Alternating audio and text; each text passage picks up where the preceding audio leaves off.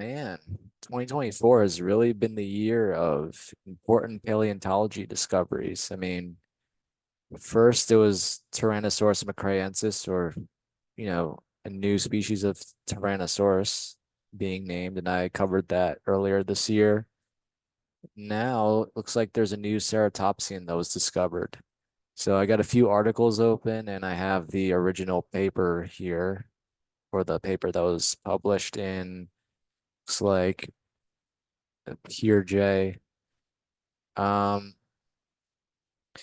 yeah, the name of the paper is Lokiceratops rangiformis, from the Campanian Judith River Formation of Montana. And I believe in that formation, correct me if I'm wrong, Maiasaura and also Displatosaurus, which is another tyrannosaurid, were also discovered there. Um, but yeah, this is the original, this is the published paper. It looks like Mark Lowen and Scott Sampson were two of the authors, and also Nick Longrich. Uh, but yeah, I'm gonna try to keep this video pretty short. Just I just wanna I just wanted to make this because it's another piece of breaking news in paleontology in 2024. So this article, the headline is a dinosaur from Montana has had huge blade-like horns. It's been named after the Norse god Loki. Lokiceratops rangiformis is an entirely new dinosaur previously undiscovered by paleontologists, scientists said in the journal Thursday. Um, and I made this tweet as sort of a tongue-in-cheek joke, but they say it's named after the actual Norse god Loki, but I'm kind of wondering, and I'm willing to bet that at least one of these authors is like a fan of I think, is there like a Disney Plus show called Loki? I think there's a Disney Plus show about Loki from the Marvel Thor series. But regardless, I think one of them is a Marvel fan. Um, Anyone wandering 78 million years ago through the swamplands of modern-day Montana may have come across a dinosaur so unusual that scientists have likened it to the god of mischief himself. Uh, no, I mean, that's pretty interesting. I mean, not surprising that the Judith River Formation back in the late Cretaceous was same environment as the Hell Creek. It's like a swampy, uh, almost bayou, Louisiana bayou, Florida Everglades like environment. And which is a perfect environment apparently for ceratopsians because in Hell Creek there was Triceratops and Torosaurus, and and in the Judith River there's Lokiceratops. And that's the thing. In the western part of North America, there have been a ton of different genera or types of ceratopsians that have been discovered throughout the last century. And that just goes to show um, that there's that just goes to show the amount of radiation or diversification of the ceratopsians in that particular region of North America. And there's probably a ton of reasons why. Um, if you look into like the biogeographical reasons. Um, but anyway, at more than 20 feet long and weighing 5 tons, this hulking herbivore had a pair of 2 foot-long blade-shaped horns on its majestic frill-shaped head. It also had two more 16-inch horns above its eyes, and perhaps more than a dozen other dotted around its face, like some sort of spiky crown. Uh, it's entirely new, previously undiscovered by paleontologists. Now, I thought they said that they originally thought it was another species of Alberta ceratops. Actually, it says right here that's what they most paleontologists used to think, that used to be the consensus. But apparently now the phylogenetic results show that Lokiceratops, together with Alberta ceratops and Medusa ceratops, were part of a clade restricted to the small portion of northern Laramidia approximately 78 million years ago. So it's still part of Alberta Ceratopsini, um, which is actually not surprisingly part of the Centrosaurian clade, because the skull, it looks a lot like Centrosaurus. Like the shape generally looks like Centrosaurus without the horn on its nose. And it reminds me of Pachyrhinosaurus, but it doesn't have like the thick ridge or the thick almost not robust, but uh noticeable ridge that sticks out uh from its snout.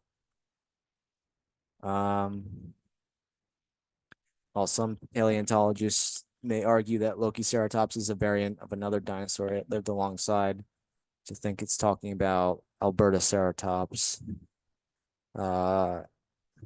Let me see where Albertoceratops,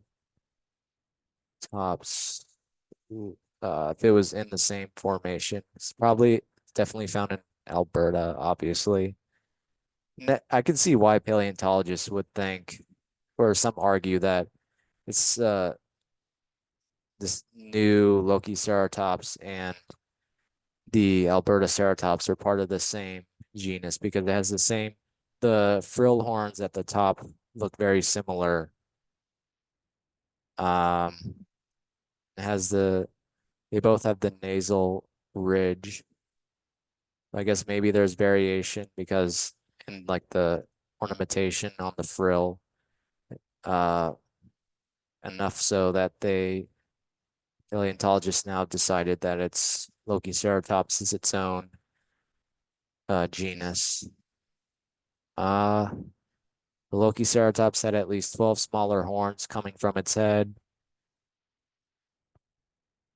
And one sec. Lokiceratops had at least 12 smaller horns coming from its head, perhaps even 14, whereas another similar looking dinosaur, the Medusaceratops, only had 10, he said. Furthermore, he added, there is no evidence it had a nose horn typical of many of its brethren. This late Cretaceous beast was found in the Badlands of Montana. Now let's see what this article says. Again, my main takeaway is it's becoming more and more apparent that there was a lot of diversification of the ceratopsians in Western North America with regards to their horns and their ornamentation on their frills. Let's see here. Some scientists say the dinosaur could simply be a particularly ornate example of a previously described species. It's an interesting looking animal. I think it's going to be a little contentious as to whether it represents a new species or not. Uh,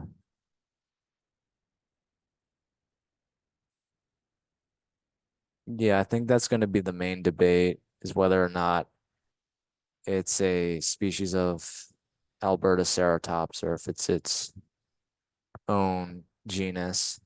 But let's see here. Again, size estimates, it was 6.7 meters long and weighed 5 tons.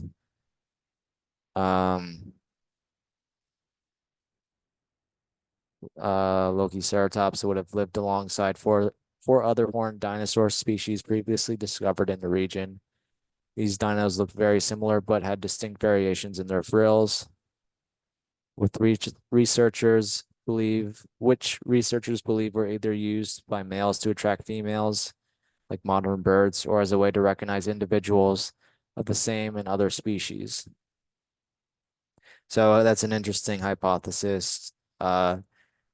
Different different genera or lineages of ceratopsians, especially within the Centrosaurians and the Alberta ceratopsinae, uh, would have would have evolved different frill ornamentation, and there would have been variation due to sexual selection, which plays a big role in evolution. Malin is skeptical that the five species of massive plant eaters could coexist in such a small region of what is now Montana and Western Canada. Um, yeah, I'm not gonna read the whole paper, or actually, I'm not even gonna. It's a long paper. Trying to keep this short.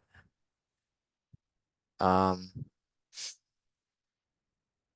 let me see if this article says anything else. Uh,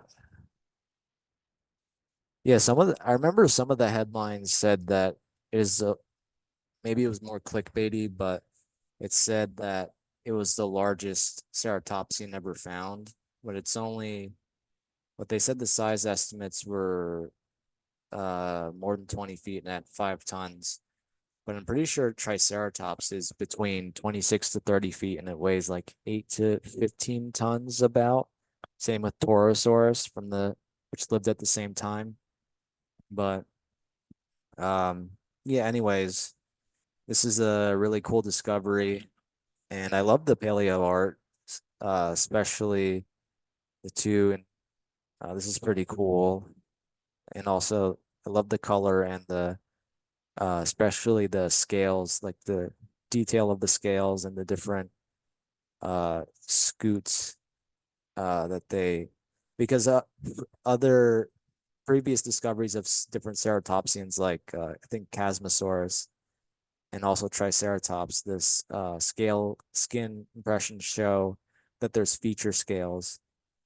Um, but yeah, no, overall, this is a very interesting, very, this is an incredible, very cool discovery.